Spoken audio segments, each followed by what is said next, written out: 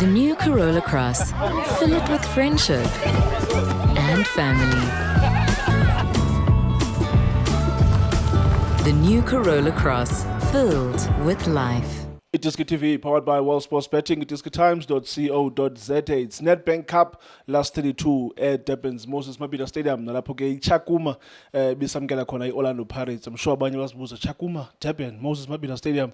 Yeah, but bathathe umdlalo wabo bodlala ke eDurban because Kaizer Chiefs bayadlala kwesa stadium tomorrow. So apparently by releasing statement ukuthi there are no other stadiums available at Polokwane. Bobusini bona enjoying the side eye. Enjoying the side eye. But ke that's what Chakuma told us. Base awekho alikho stadium banodlala kuso lo mdlalo wanamhlanje. Maybe Bobusini has other options azasicela zona ukuthi no man. Sikhona stadium engisaziyo ePolokwane. I think more than 2 stadiums besides the new Peter Mokaba Stadium. But namhlanje ke Orlando Pirates 4, Chakuma Tsamazi Vandila 1. Orlando Pirates are through to the last 16 of Nedbank Cup. Bobusini wazamabala mangaphi ePolokwane mhlobo? ePolokwane ukhuluma ngeLimpopo ePolokwane. Limpopo yonke mhlobo masithi. Mangaphi abala waziyo pha? Yeah, ngiyacabanga ama stadium lapha ePolokwane out to the old and new Peter Mokaba. The old and new. Yeah, so ngazi ngeThoyando Stadium ukuthi up to standard ukuthi inga host ama game yini na. Yeah, because one thing Abakaba mentioned is it has something to do with the disaster. Remember a couple of weeks or a couple of months ago there was that big rain in Limpopo. So but abanye mabala they are not in good playing conditions, but we don't know imidlalo bothatha bawusa eDurban. Banqamula iMpumalanga, banqamula eGauteng. BayeDurban. Babheka phansi Durban. No kumnandi she. Wabusini njalo mfowethu right? Shane right mngani wami. Ngiyacabanga ukuthi right ithi ngibulise uTKJ. Yeah. Ngibulise uTso, ngibulise uJunior, ngibulise uMr Nkewu lapha. Yeah. Umdlalo namhlanje ubone njani mfowethu? Yeah, Shane. Ithi ngibongise iOrlando Pirates. Yeah. Yeah, well done to Orlando Pirates. Ukuthi ingene through ku last 16 Shane. Ngiyacabanga ukuthi unginikeze ubhuti wathatha lo mntwana yazi bekumele wena ngabe udlala mhlambe nalo wadlala ku NFD wanginika le ntwana mhlambe na ngabe ngeni confidence kuba ngisho yabona ukuthi angimanga kahle Shane ngimenya uliwa. Hey Bobzi. Hey sizawuthini Shane ithosi mngani wami. Sekunjalo uvunile mngani wami. So yeah ngiyacabanga ukuthi Shane i-team efana neChakuma uma ngibheka Shane beyazi ukuthi angeke iwine lo mdlalo. Number 1 njengoba sisakhuluma nge-stadium ngiya-understand sakhuluma noMr Nke ukuthi financial uma ngabe ufuna imali vele thatha i-big team imikise egroundini enkulu. If ungathi mhlambe bongasitshela ukuthi team engathi mhlambe singayiphazamisa iOrlando Pirates mhlambe ngabafuna i-stadium esincane la khona eKZN bangayidlala khona mhlambe neOrlando Pirates, but because of uyazi ukuthi le team idlala ku-ABC and financial uma ngabe uyo hosta eMoses Mabhida Orlando Pirates inabalandeli. So mina ngiyacabanga ukuthi kuya kwabo lapha kule game beba understand the way Pirates on form ngakhona Shane idlala kahle ngakhona.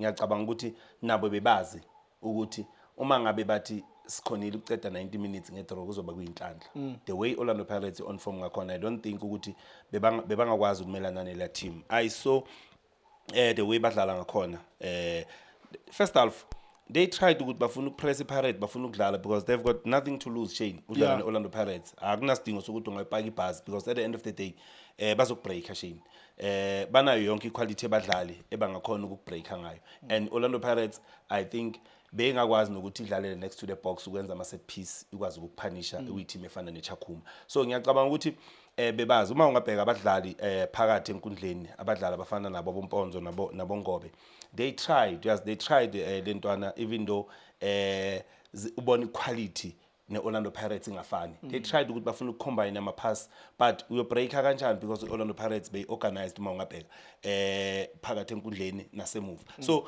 uma ungabheka khona intwana bathi begcokethe number 23 I think uSibadi. Oh yeah. Yeah, ngibonile very good player Shane. Uma ungabheka uya understand uma bamba ibhola phakathi uyakwazi ukuthena une technique uyakwazi ukuthi okay kumele ngicarry ibhola ngidrive mhlambe ngi-attack space ngiyacabanga ukuthi uyumdlalo engimbonile manje ukuthi ngathi ufuna ukwenza something but the quality njengoba ngisho sheni Orlando Pirates ubheke ungobe bavele mhlambe ngale set piece and good set piece sheni Well but taken. uma ungayibheka pick a spot power behind the ball but ngisafuna ukublame iwall yeOrlando Pirates kulela goal They didn't even move. Shane most of the time manje start player ilala phansi Yeah. sifuna uku-extenda i-height moshaya set piece but bona ukuthi already le team beba undermine bazi ukuthi asiboni ukuthi angascora lela bhola ungobe but uyabona ukuthi idlula ku-wall Shane and uyibeke ekhoneni it's difficult for ugoalkeeper ukuthi angafika lapha kuleya angle while balishaya ku-wall Sure. kuya nge-basic yakho uma ngabe ugoalkeeper uvalisa i-wall akumelanga lidlule ku-wall at least ngapha ngamblame but uma liyodlula ku-wall liyohlala ku-far pole uyabona ukuthi it's a mistake from i-wall ye-Orlando Pirates because ayizange ijumpe nokujumpe idlula ku-wall so good free kick for uboy ukuthi apick a spot uyabona ukuthi i-technique beyigudi Shane beyigudi i-technique yakangobe so ngiyacabanga ukuthi Shane Orlando Pirates mangena esayidini layo I think idlale kahle kakhulu uma ungabheka yes beyidlala ne-team ye-ABC but kuningi oku-right ekwenzile angisho noma udlala ne-team encane kunezinto kumele uzenze sizibone ukuthi uzenza kahle we understand like uma ungabheka umdlalo ofana nombatha the way be organize ngakhona yes someone can say no bengatestwa leya defense but uzothini uma ngabe mhlawumbe bakwazi ukuthi mabamba ibhola boFan Rooyen nabo Hoto bakwazi ukukhuphuka the two center back ikwazi ukucontroller the likes of Umpho Chabatsane I think he played well Umpho uyabona ukuthi technique uyakwazi ukuphula ama window Shane uyakwazi ukuphasa lo mdlalo uyakwazi ukudlala ama long ball so naye omunye umdlalo ngibona ngathi uzoyinceda Orlando Pirates especially ukuhamba komdlalo ofana noMbokazi kuleya team but umbatha Shane into engichaza ngayo manje akasadlala ama back pass most of the time umbatha uyakwazi ukuthena uyakwazi ukudrive iball you understand and ilento engimthanda ngayo ukuthi umthole next to the box because I know ukuthi ugood ngokuthatha ama shot on target umdlalo ofana nombatha so give credit kuleya mdlali leya man of the match ngiyacabanga ukuthi uyayideserve even though ngabe mhlawumbe lo goalkeeper weChakuma yenza ama save but at the end of the day mabakusha 4 while umbatha ngapha wenza kahle ngiyacabanga ukuthi uyayideserve umbatha leya man of the match There was a full debut, not a full debut, a full first start for Andre de Jong. Scored a penalty. I also believe he should have scored, but I think they were rushing things. Panga sepoxini players of Orlando Pirates. Now, umbona njani Andre de Jong namhlanje? Yeah, Shane. Like composure Kane when Shane umdlalo ofana no de Jong. Uma ngambheka especially mafika ku final third decision making.